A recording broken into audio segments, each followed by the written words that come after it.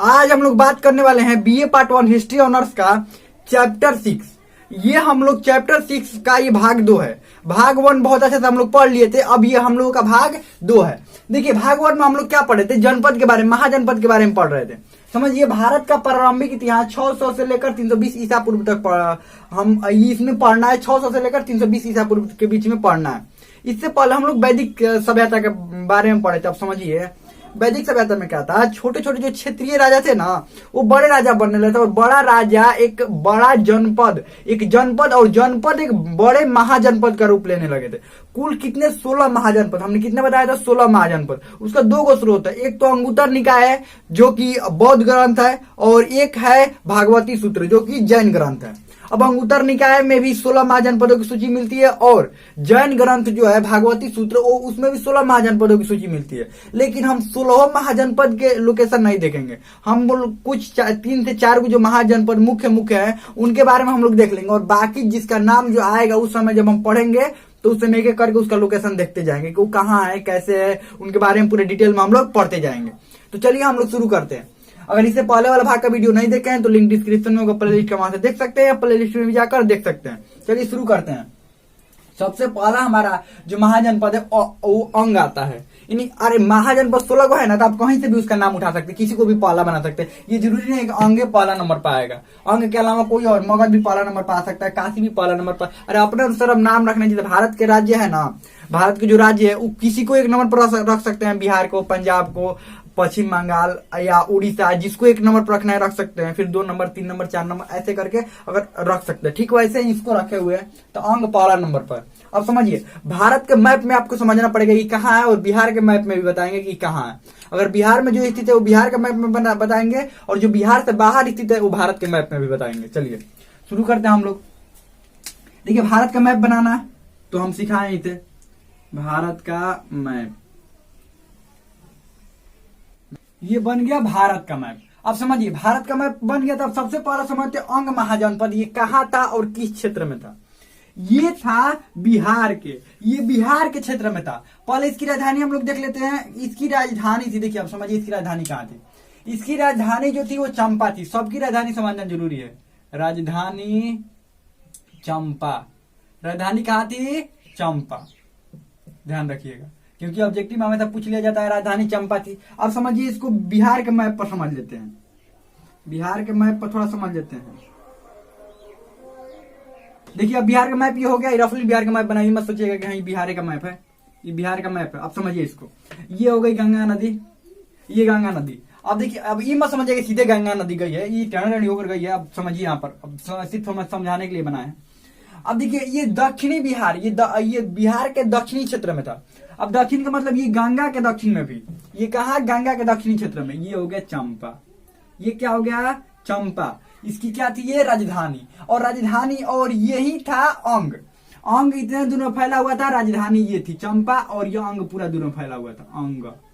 अंग महाजनपद पूरा। देखिए अब समझिए ऐसे, बिहार जो है, मान लीजिए बिहार की राजधानी है जो पटना है, ठीक है, बिहार की राजधानी कहाँ है, पटना। लेकिन बिहार जो है पूरा क्षेत्र में फैला हुआ है ना, पूरा बहुत दूर में फैला हुआ है। ठीक वैसे ये राजधानी इतने दूर में था, लेकिन इसका क्षेत्र पूरा दूर में फैला हुआ था। अब समझिए राजधानी क्यों बनाया जाता है, आपको पता है राजधानी क्यों बनाया जाता है, राजधानी बनाने की जरूरत क्यों पड़ती है। और प्राचीन समय में भी राजा राजधानी बनाते थे, इस समय में भी राजधानी बन रहा है। ये राज्य की राजधानी है, देश की राजधानी है। राजधानी क्यों बनाया जाता है, आपको पता है राजधानी क्यों बनाया जाता है, क्योंकि अगर देश की राजधानी बनाया जाए तो देश के जो प्रमुख होते हैं, जैसे प्रधानमंत्री, राष्ट्रपति, मंत्री, सांसद और सारे नियम कानून बनाने वाले सब कहां पर रहेंगे, उस राजधानी में ही रहते हैं।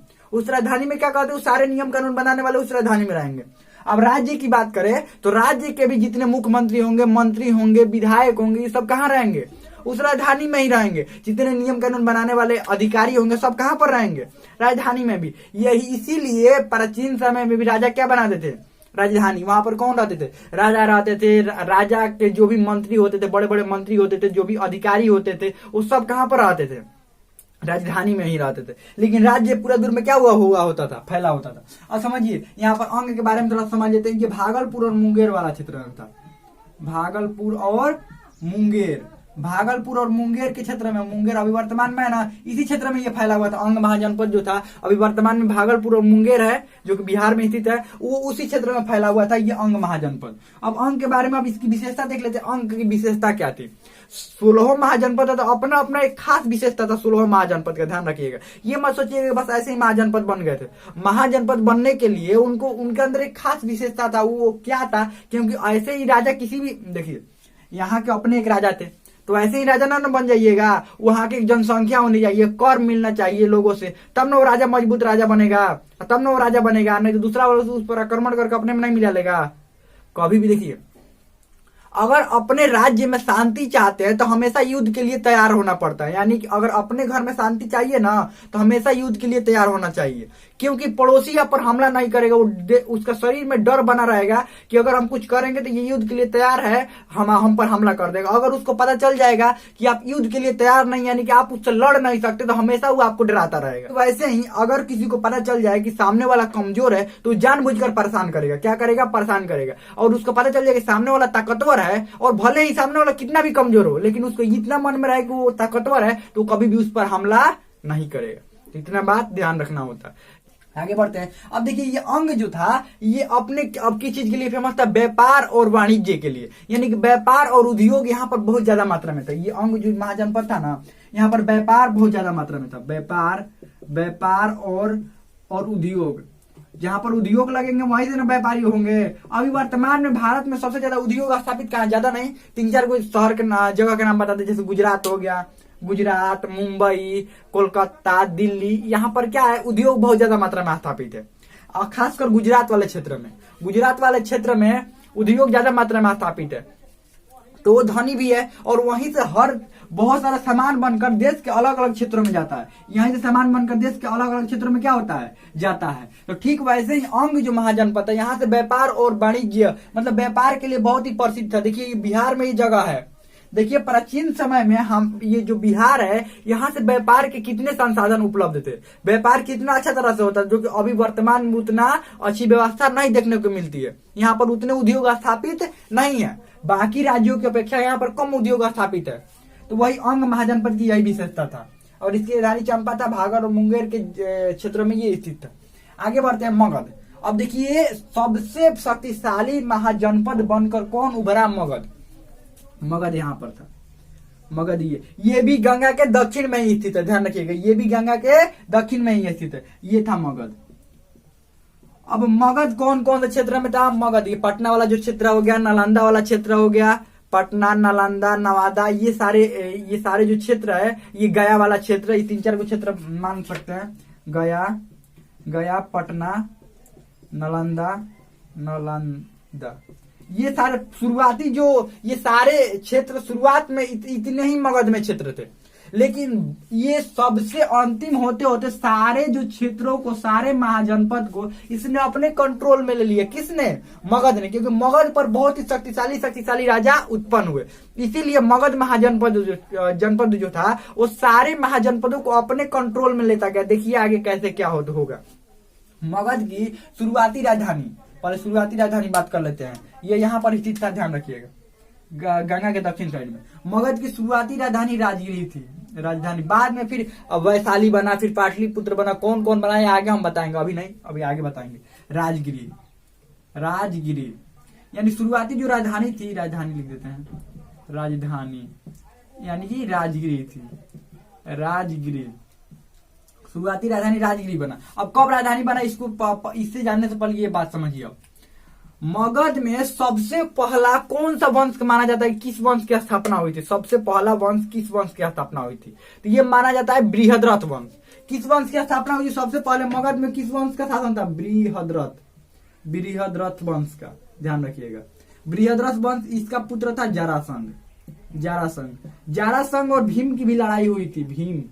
जारासंग और भीम की, इसके बाद भी कई शासक इसमें आए। ये इसका राजा का भी नाम बृहद्रथ ही था और वंश का भी नाम क्या था? बृहद्रथ ही था, ध्यान रखिएगा। दोनों का नाम, जिस वंश का था राजा का नाम बृहद्रथ, इसलिए इस वंश का नाम भी क्या रख दिया गया? बृहद्रथ वंश रख दिया गया।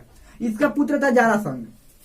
मगध पर पहला राजवंश बृहद्रथ वंश, और इसकी राजा का भी नाम क्या था? पहला बृहद्रथ ही था। और इसका पुत्र था जरासंध, भीम से लड़ाई हुई, लेकिन उतना ज्यादा ऐतिहासिक प्रमाण जो है इसका नहीं मिल पाता है।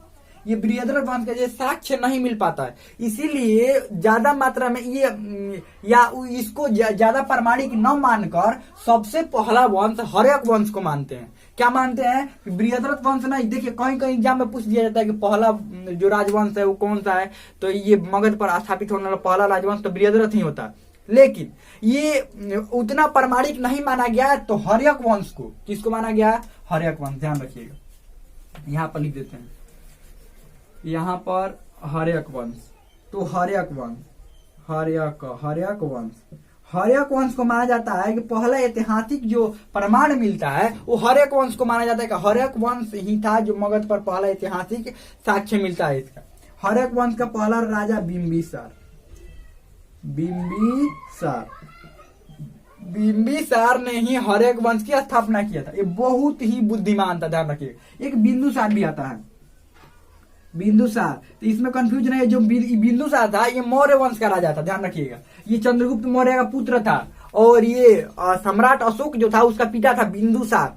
बिंदुसार इसकी जितना प्रतापी राजा नहीं था, वो थोड़ा कमजोर राजा था। तो बिंदु का मतलब समझिए, बिंदु मतलब थोड़ा सा कमजोर, और बिंबी डबल बी लगाया तो ताकतवर होगा। आई बिंदु मतलब एक, ये समझ लीजिए। तो ये मौर्य वंश का राजा था। किस वंश का राजा था? बिंदुसार जो था वो मौर्य वंश का राजा था, और बिंबिसार ये हर्यक वंश का संस्थापक था। इसका क्या हुआ, ये अब मगध के उत्कर्ष में इसकी महत्वपूर्ण भूमिका थी, क्योंकि ये इसने राजधानी अपना राजगिरी बनवाया है। राजगिरी राजधानी क्यों बनवाया? क्योंकि राजगिरी चारों तरफ पहाड़ों से घिरा हुआ है। अगर कभी राजगिरी गए होंगे तो देखे होंगे आप कि चारों तरफ राजगिरी पहाड़ों से घिरा हुआ है। पहाड़ से घिरा होने के कारण एकदम सुरक्षित था, कोई आक्रमण नहीं कर सकता था। आक्रमण करने में बड़ा समस्या होगा। अब समझिए, पहाड़ पर अकेले तो चढ़ा नहीं जा सकता है, हथियार लेकर कैसे चढ़ सकते हैं? हथियार ये घोड़ा वोड़ा लेकर पहाड़ पर चढ़ सकते हैं? नहीं। अगर मान लीजिए बिना हथियार के पहाड़ पर चढ़े, उस तरफ उतरे, तब तो पता चला कि राजा के जितने भी सैनिक है हमला कर दिए, तो बच पाएगा कोई भी नहीं। तो इसीलिए वो बहुत ज्यादा सुरक्षित था। बहुत कम सैनिकों को भी रख कर राजधानी को सुरक्षित किया जा सकता था। इसीलिए इसने अपना राजधानी कहाँ बनवाया? राजगिरी को राजधानी बनाया था, और ये बहुत ही बुद्धिमान था। अब इसने अपने साम्राज्य विस्तार करने के लिए क्या क्या किया? अब देखिए, ये मगध बता देते हैं, मगध है यही वाला मगध। अब इसने अपना साम्राज्य विस्तार करने के लिए क्या किया? देखिए, साम्राज्य विस्तार होता कैसे? साम्राज्य विस्तार दो तरह से होता है। एक तो राजा किसी अन्य राज्य पर हमला करे और वहां के शासक को हटा दे, साफा एकदम हटा दे, और वहां पर खुद अपना जो राजा होगा उसको नियुक्त करे, मतलब अपना कोई शासक नियुक्त करे, या वहां के राजा को हरा कर और उसको वापस लौटा देता है। और लौटा कर क्या करता है कि कहता है कि हमें टैक्स दो और सैनिक मदद देना। तो दो तरीका से होता है अपने साम्राज्य विस्तार करने का। तो जो दूसरा तरीका होता है, अधिकतर राजाओं ने दूसरा तरीका अपनाया कि सामने वाला का हरा देते थे या मित्रता कर लेते थे। उससे क्या कहते थे कि हमको सैनिक मदद दो, हमको और कुछ नहीं चाहिए, हमको क्या चाहिए? सैनिक मदद चाहिए आपसे। मतलब अगर सेना ताकतवर होगी तो सामने वाला भी अगर किसी और से भी युद्ध लड़ने जाएंगे, जैसे समझिए यहाँ पर मान लीजिए दो गो राज्य हो गए, समझिए यहाँ पर ध्यान समझिएगा। ये एक राज्य हुआ, एगो ये वाला। ये मान लीजिए ये ए है, ये ए है और ये बी है। इसने यहाँ पर इसने इससे दोस्ती कर ली और दोस्ती के बदले ये कहा कि हमको आप सैनिक मदद दीजिएगा। क्या दीजिएगा? सैनिक मदद। तो 10,000 सेना इसके पास है और मान लीजिए 15,000 इसके पास है, तो दोनों को मिलाकर कितना हो गया? 25,000 सेना हो गया। मान लीजिए इधर से ये 5,000 सेना भेजवाए, तो कितना सेना हो गया? 20,000 सेना हो गया ना। अब किसी भी राज्य पर आक्रमण करने के लिए मान लीजिए बाकी राज्य के पास 10,000 सेना है, क्योंकि इसके बराबरी वाला सेना है। तो अब बताइए, किसी भी राज्य पर आक्रमण करने के लिए इधर 20,000 सेना, इधर 10,000, आक्रमण करके जीत सकते हैं ना। और एक बात, ये तो 15,000 सैनिकों को खाना खिलाएगा, उसको रहने का, ये सब करने का व्यवस्था देखेगा। ये कितना हजार का देख रहा है? 10,000, 5,000 ये अपना भी देखेगा ना, 5,000 ये अपना भी देखेगा। अब आप कहेंगे कि युद्ध में लड़ने गया है तो सबको एक साथ, हाँ युद्ध जितना दिन चलेगा उतना दिन तो ये भी कहेगा हाँ आपको खाना खिला देंगे, सब चीज बनाने की व्यवस्था दे देंगे। लेकिन जैसे युद्ध खत्म होगा फिर कौन रखेगा? यही रखेगा ना। यानी कि मतलब सैनिकों के रखने का खर्च जो है वो बहुत ही कम हो जाएगा और युद्ध भी जीत जाएंगे। तो यही पहले के शासक अपनाते थे। इसने भी साम्राज्य विस्तार करने के लिए बिंबिसार ने भी यही किया। क्या किया? शादी करना शुरू किया, दोस्ती मित्रता बढ़ाना शुरू किया। अब सबसे पहला मित्रता कहाँ बढ़ाया? सबसे पहला मित्रता यहाँ पर बढ़ाया, अवंती जो कि वर्तमान में मध्य प्रदेश में, ये भी महाजनपद था। अवंती, ध्यान रखिएगा, अवंती। अवंती के राजा एक चंद्रप्रधोत थे, उनका नाम क्या था? चंद्रप्रधोत, चंद्रप्रधोत नाम था। अब इनको क्या हुआ? इनको हो गया एक खतरनाक बीमारी। चंद्रप्रधोत को एक खतरनाक बीमारी हो गया। अब इनके जो वैद्य थे, देखिए उस समय उतने अच्छे डॉक्टर नहीं ना हुआ करते थे, उतने वैद्य अच्छे नहीं हुआ करते थे। तो इनका जो वैद्य था, इनका राज वैद्य बोल दिया कि देखिए आपको अब बचने की संभावना नहीं है, या होते भी होंगे तो अभी भी तो लोग ऐसे होता है ना, डॉक्टर बोल देता है कि बचने की संभावना नहीं है। ठीक, उनके भी वैद्य ने कह दिया कि बचने की संभावना नहीं है। ये बात पता चल गया बिंबिसार को। तो बिंबिसार ने अपने सबसे प्रसिद्ध जो वैद्य था, राज वैद्य था, जीवक उसका नाम था, ध्यान रखिएगा। ये बिंबिसार का एक प्रसिद्ध राज वैद्य था जीवक। जीवक को भेजे यहाँ पर, कहा जीवक से कहे कि देखो चंद्रप्रधोत को ये बीमारी हो गई है, जाओ तुमको कैसे भी करके कोई बीमारी ठीक कर देना है। तो इसने क्या भेजा? बिंबिसार ने जीवक को भेजा यहाँ अवंती में। ये आया जीवक अवंती में, आकर इसने ये चंद्रप्रधोत का इलाज किया और कुछ दिनों में ही चंद्रप्रधोत पूरा अच्छी तरह से ठीक हो गए। जहां उनको पूरा बचने की उम्मीद नहीं थी कि बच भी सकते हैं, वहां पर वो ठीक हो गए। तो अब इनसे मित्रता हो गई। किससे? बिंबिसार और चंद्रप्रधोत। इन्होंने कहा अधीनता स्वीकार कर लिया। अधीनता का मतलब ये नहीं होता है कि हाँ एकदम नीचे अधीन ही रहेंगे। इन्होंने कहा कि ठीक है, आपको क्या चाहिए? तो यहाँ सैनिक मदद चाहिए और कुछ नहीं चाहिए। ठीक है, आपको जितना भी सैनिक मदद चाहिए हम देंगे। किसने कहा? चंद्रप्रधोत ने। तो अब मगध का क्षेत्र कितना हो गया? इतना हो गया। अब कभी भी कहना होगा, बिंबिसार क्या कहेगा? ये हमारे क्षेत्र है, दूसरा के थोड़े। अब दोस्त की गाड़ी होती है तो क्या कहते हैं? गाड़ी के पास खड़े थे, हमारा ही तो गाड़ी है। जब कोई गाड़ी किसकी रहती है? दोस्त की। अब दोस्त बोल देगा हाँ ये आप ही की गाड़ी है, ले जाइए जहां घुमाना है कीजिए। तो मान लीजिए घुमाने कहीं लेकर गए हैं गाड़ी को, तो क्या कहेंगे? किसकी गाड़ी है? तो हमारी ही गाड़ी है, हमारी ही गाड़ी है। यही कहेंगे ना कि हमारी ही गाड़ी है। क्यों कहेंगे? क्योंकि दोस्त ने कहा है कि ये आप ही की गाड़ी है, ले जाइए जहां घुमाना है घुमाइए। ठीक, वैसे ही चंद्रप्रधोत भी दोस्त बन गए थे। तो उन्होंने कहा कि हाँ हम आपको सैनिक मदद देंगे। तो अब कहां तक फैल गया? यहाँ तक। अब इसने शादी करना शुरू कर दिया। शादी आसपास वाले क्षेत्रों को, देखिए ये कितने तरह से काम करता था। ये तो दोस्ती वाला, एक शादी वाला, एक युद्ध वाला। जो युद्ध से मानता था कि जिससे झगड़ा करना है उससे झगड़ा करना है, वो अगर अधीनता स्वीकार नहीं करना तो लड़ाई करना पड़ जाता है, तो लड़ाई करो उससे। जिससे शादी करके निपट जाए मामला, शादी करके निपटा लो। जिससे दोस्ती करके निपट जाए, दोस्ती। अब क्या करता था शादी वाले मामले में? क्या करता था ये? राजकुमारी, वहां की राजकुमारी से शादी कर लेता था। कहाँ की? मान लीजिए आसपास के कोई क्षेत्र हुए, आसपास के क्षेत्र, वो हम बताएंगे आगे जब मगध उत्कर्ष बताएंगे ना, तो बताएंगे कितना शादी किया था, क्या किया था, ये सब बताएंगे। यहाँ पर यहाँ पर शादी किया था। फिर यहाँ पर ये कौशल महाजनपद में भी शादी किया था इसने। फिर यहाँ ये लिच्छवी में भी इसने शादी किया था। तो ये सब नाम के साथ सब हम बताएंगे कहाँ कहाँ ये शादी किया था। तो ये आसपास वाले क्षेत्रों में राजकुमारी जो थी वहां शादी कर लेता था। अब राजकुमारी से शादी कर लिया। अब राजा के मर्जी से ही शादी करता था कि राजा से ये प्रस्ताव है तो हाँ शादी करना है, तो वो बोलते थे ठीक है। क्योंकि राजा देखते थे कि इसका पावर बढ़ रहा है। कोई भी छोटा राजा क्या देखेगा? अच्छा पावर बढ़ रहा है तो अपने से बड़ा देखता है ना, हाँ हमसे बड़ा है, तो शादी कर देता था। क्या करता था? अपनी जो राजकुमारी थी उनकी शादी कर देता था। तो इसने भी क्या किया? ये अलग अलग राजकुमारी से शादी करना शुरू कर दिया। कोई गो राजकुमारी से इसने शादी किया।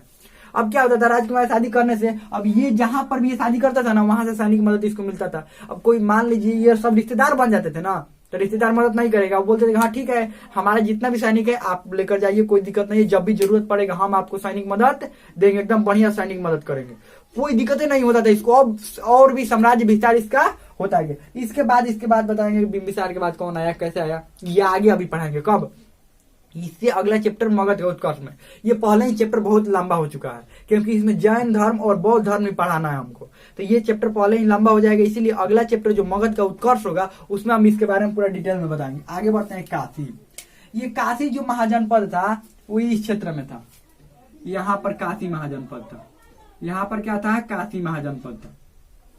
अब काशी महाजनपद, इसकी राजधानी वाराणसी। इसकी राजधानी कहाँ थी? वाराणसी थी। कहाँ राजधानी इसकी थी? वाराणसी। अब समझिए, वाराणसी इसकी राजधानी, जो वर्तमान में काशी जानते हैं, काशी वर्तमान में गंगा के किनारे ही है काशी। वर्तमान में काशी, बनारस का नाम जानते हैं? काशी बनारस वही है जिसकी राजधानी वाराणसी थी। राजधानी कहाँ थी? वाराणसी। ये भी व्यापार और उद्योग के लिए फेमस था। उस समय व्यापार और उद्योग के लिए क्या था? ये फेमस था। और आज भी ये शहर बहुत ही प्रसिद्ध शहर है। आज भी ये शहर क्या है? वाराणसी आज भी क्या है? प्रसिद्ध है। तो ये काशी के बारे में देख लिए, और ये वाराणसी वाले यही क्षेत्र है इसका। और कौशल थोड़ा देख लेते हैं। अब देखिए, कौशल की राजधानी दो को माना जाता है। एक तो श्रीवस्ती जो राजधानी है वह है, लेकिन प्राचीन समय में इसकी राजधानी माना जाता है अयोध्या भी, लेकिन श्रीवस्ती इसकी राजधानी माना जाता है। ये अयोध्या वाला क्षेत्र में फैला हुआ था, मुख्य रूप से किस क्षेत्र में फैला हुआ था कौशल, ये अयोध्या वाला क्षेत्र में फैला हुआ था, और ज्यादा कुछ इसके बारे में नहीं है। ये अयोध्या वाला क्षेत्र में फैला हुआ था। हमें लगता है कि इतना बहुत अच्छा समझ में आ गया होगा। अब हम लोग देखिए इससे आगे हम लोग पढ़ेंगे कि ये कैसे कैसे सब उत्पत्ति हुई और अलग अलग वंश के कैसे अलग अलग जो धर्म का उत्पत्ति कैसे, जैसे जैन धर्म, बौद्ध धर्म में उत्पत्ति कैसे हुई, क्या हुआ, पूरा डिटेल में हम लोग इससे आगे वाला भाग में पढ़ेंगे। हम लगता है कि यार अच्छा से बहुत अच्छा समझ में आ गया होगा। और देखिए इसका नोट्स बनाते जाइएगा और समझिए इसको। ये बिहार का जो मैप है ये भी बना लीजिएगा, बिहार का मैप बना लीजिएगा। इधर वैशाली था, और ये जो हर एक वंश के बिंबिसार था ना, ये वैशाली को जीतना चाहता था। किसको जीतना चाहता था? वैशाली को जीतना चाहता था। अब आगे जीत पाया कि नहीं जीत पाया, ये आगे हम लोग बात करेंगे क्या हुआ। तो चलिए, हमें तो समझ में आ गया होगा। नोट्स बनाइएगा, ये पूरा मैप बहुत अच्छा तरीके से बना लीजिएगा। हम लगता है बहुत अच्छा समझ में आ गया होगा। कोई भी डाउट हो, कोई भी क्वेश्चन हो तो कमेंट में पूछ सकते हैं। हम लगता है समझ में आ गया होगा।